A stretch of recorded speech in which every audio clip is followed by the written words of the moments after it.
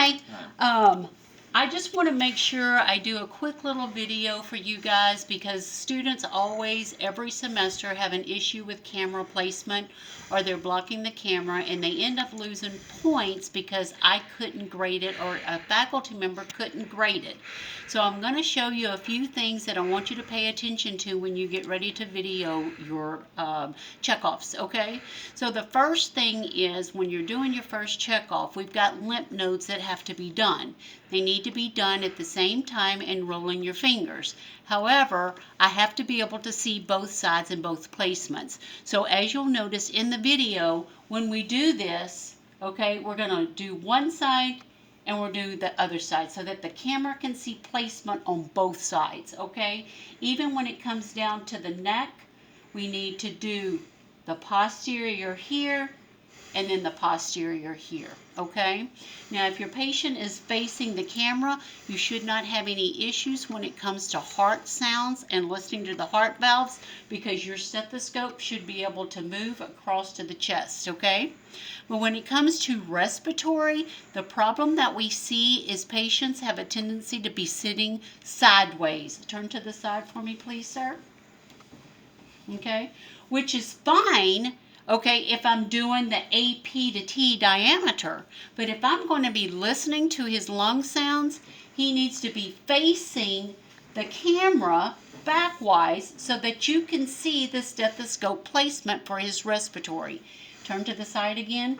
If the camera is here and he's to the side, you cannot see the placement of the stethoscope other than on one side, so you end up losing points for that, okay? Turn back around for me.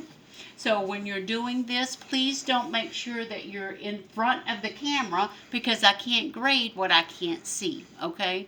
Make sure that when you're doing your hand placements, that if you have to do one side here, use the other side to be able to palpate this way, okay? So when you're listening to lung sounds, have the patient facing the camera and not sideways, okay?